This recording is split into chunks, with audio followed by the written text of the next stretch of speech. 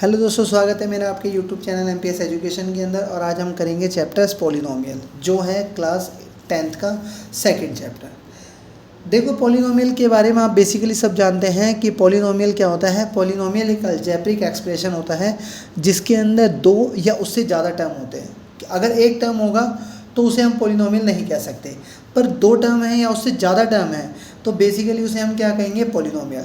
Suppose देखिए, हमारे 3x² है तो ये हमारा क्या हो गया, मोनोमियल, यानी कि एक टर्म।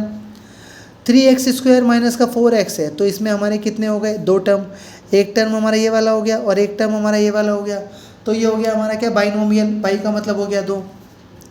इसके अंदर हमारे क्या है, तीन टर्म है। एक टर्म हमारा ये है और एक टर्म हमारा ये है और एक टर्म हमारा ये है, तो ये हमारा क्या हो गया, ट्राइनोमियल। उसके बाद इसमें हमारा आता है पॉलिनोमियल। पॉलिनोमियल जिसमें हमारे 4 टर्म हो गए।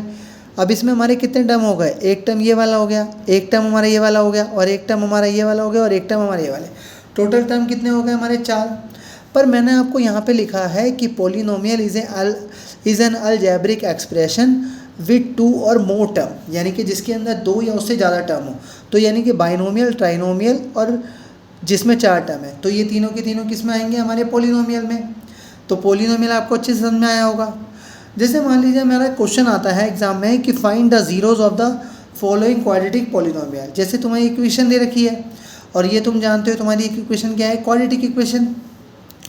अब उसने कहा है कि find the zeros of following quadratic polynomial and verify the relationship. तो इसमें हमें क्या करना है, सबसे पहले हमें जीरोज निकालना है।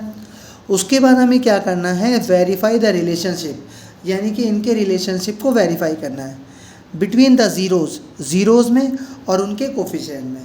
सबसे बड़ी बात आती है कि हमें क्या करना है, सबसे पहले हमें ज़ीरोज़ फाइंड आउट करना है। तो अब ज़ीरोज़ फाइंड आउट करने के लिए हमें सबसे पहले क्या करना होगा, सबसे पहले इसको हमें क्या करना होगा, इसका फैक्टराइज करना होगा। क्या करना होगा, इसका हमें फैक्टराइज।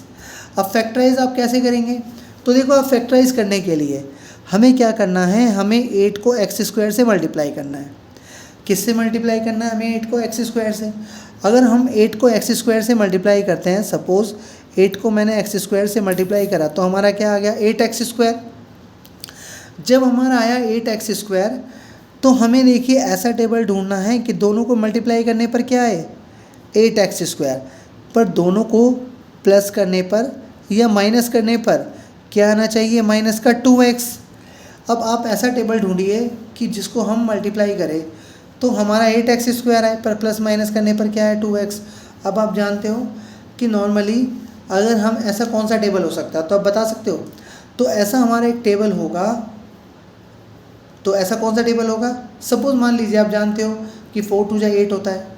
तो अब देख सकते हो आप, अगर हम ऐसे करके देखते हैं एक बार। सपोज़ मान लो मैंने ले लिया 4 2 8, मैंने यहाँ पे क्या लिख लिया, 4 2 8।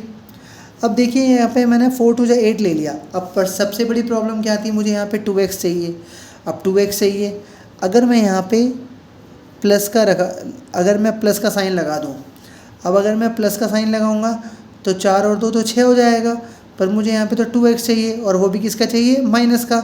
तो यहाँ पे मैं क्या करूँगा, माइनस का 4x लूँगा। अब मैं माइनस का 4x क्यों लूँगा, क्योंकि अगर बड़ी वैल्यू के ऊपर जो साइन आएगा वही हमारा यहाँ पे साइन आएगा। अब मैं 4x को प्लस 2x से माइनस करूँगा तो क्या होगा, हमारा क्या आ जाएगा, माइनस का 2x, और हमारा माइनस का 8 ईजिली आ गया। अब मैंने आपको बताया था कि जब भी कभी 4 नंबर हमें गिवन होते हैं तो हम इनका पेयर बना लेते हैं। मैंने इसका भी पेयर बना लिया और इसका भी पेयर बना लिया। अब आप देख सकते हो कि अगर मैं फैक्टर निकालना है तो फैक्टर निकालने के लिए x² का फैक्टर क्या होता है, x इंटू एक्स। 4 का फैक्टर क्या होता है, 4 मल्टीप्लाई x। सपोज़ यहाँ प्लस है। अब 2 का फैक्टर, 2x का फैक्टर क्या होगा, 2 मल्टीप्लाई x। और हमारा 8 का फैक्टर लिख सकते हैं हम 2 मल्टीप्लाई 4। अब आप देख सकते हो x और x सेम है तो मैंने x बाहर ले लिया। अब यहाँ पे क्या बचा, x माइनस का 4। अब यहाँ पे हमारा 2 और 2 सेम है तो मैंने 2 बाहर ले लिया और x माइनस का 4। अब आप देख सकते हो जो वैल्यू यहाँ पर सेम है तो वही यहाँ पर आएगी, तभी हमारा फैक्टर पॉसिबल हो पाएगा। अब देखिए यहाँ पे सबसे पहले मैं क्या करूँगा, x + 2 को मैं एक साथ लिख लूँगा। चाहे इसको लिख लीजिए चाहे इसको, फ़र्क नहीं पड़ता इसके। अब देखो हमारा x प्लस 2 को हमने साथ रखा और x माइनस 4 को हमने इसके साथ रख दिया। सबसे पहले अब हमें क्या करना होगा, देखो x प्लस का 2 इजिकल टू हमारा क्या हुआ 0, हमने इस वैल्यू को रखा। अब x प्लस का 2 इजिकल टू 0 है तो प्लस का 2 इधर आके किस क्या हो जाएगा माइनस का, तो ये हमारा आया फर्स्ट 0 और इस फर्स्ट 0 का नाम हम क्या रख देंगे अल्फ़ा। अब हमारा आ गया x माइनस का 4 इजिकल टू 0 और x इजिकल टू जब माइनस का 4 इधर जाएगा तो ये हो गया प्लस का 4 और इस वाले ज़ीरोज़ को हम क्या बोल देंगे बीटा। तो ये वाला ज़ीरोज़ हो गया हमारा अल्फ़ा और ये वाला ज़ीरोज़ हमारा क्या हो गया बीटा। अब सबसे पहले हमें क्या करना है, इसके अंदर हमें रिलेशनशिप फाइंड आउट करना है, यानी कि हमें क्या निकालना है वेरीफाई। अब देखिए हमें वेरीफाई करने के लिए क्या करना होगा, हमें वेरीफाई करना है कि ये हमारे अल्फ़ा प्लस बीटा जो वैल्यू आई है ये हमारी ठीक है कि नहीं है। तो अब हमें निकालना, हमारे ज़ीरोज़ आ गए। अब आप जानते हो कि फॉर्मूला सबसे पहले आता है हमारा formula sum of zeros, sum of zeros. तो सम ऑफ ज़ीरोज़ का मतलब होता है अल्फ़ा प्लस का बीटा, जिसका हमारा फॉर्मूला होता है माइनस का b अपॉन में a। अब सबसे बड़ी प्रॉब्लम ये है कि हमारे b क्या होते हैं और a क्या होता है, तो मैं आपको क्लियर कर देता हूँ। जैसे हमारी इक्वेशन थी x square minus 2x minus का 8, इसमें जो हमारी ये वाली वैल्यू होती है इसको हम क्या बोलते हैं a, क्या बोलते हैं इसे हम a। ये वाली जो हमारा नंबर्स होता है इसको हम क्या बोलते हैं, यानी कि सेकंड टाइम हमारा क्या हो गया b और ये क्या होगा हमारा c। अब एक बात याद रखिएगा, अगर x के साथ कोई भी नंबर्स नहीं है, यानी कि इस वेरिएबल के साथ कुछ भी नहीं है, तो हमारे a की वैल्यू हमेशा क्या रहेगी 1, चाहे वो x स्क्वायर हो, चाहे x की हो, x की 4 हो।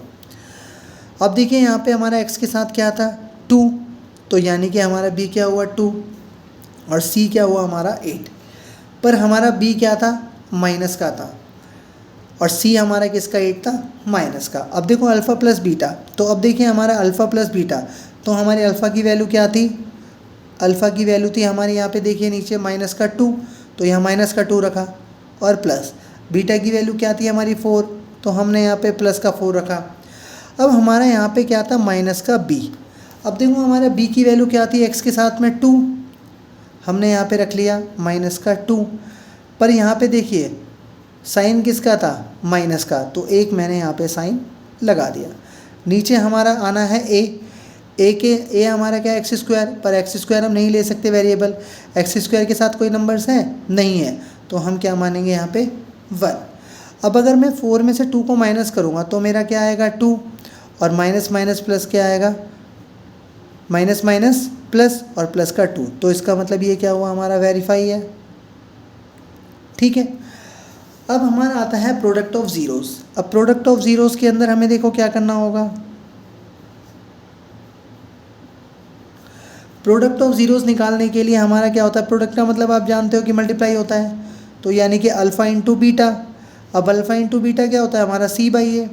अब हमारे अल्फ़ा की वैल्यू क्या थी माइनस का 2, बीटा की वैल्यू क्या थी हमारी 4, c हमारा क्या था 8, पर किसका माइनस का।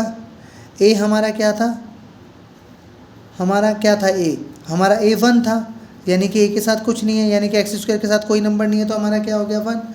अब 2 की अगर मैं 4 से मल्टीप्लाई करूँ तो माइनस का 8 आएगा और हमारा -8/1 हमेशा -8 ही रहता है, तो ये हमारा क्या होगा अल्फ़ा इंटू बीटा, यानी कि प्रोडक्ट ऑफ ज़ीरोज़, तो ये भी हमारा क्या हुआ वेरीफाई। अगर दोस्तों आपको मेरी वीडियो पसंद आई है तो प्लीज़ लाइक और सब्सक्राइब ज़रूर करिएगा और बेल आइकन का बटन दबाना ना भूलिएगा, जिससे हमारी नई नई वीडियो आपको नोटिफिकेशन पर मिलती रहेंगी। Thank you.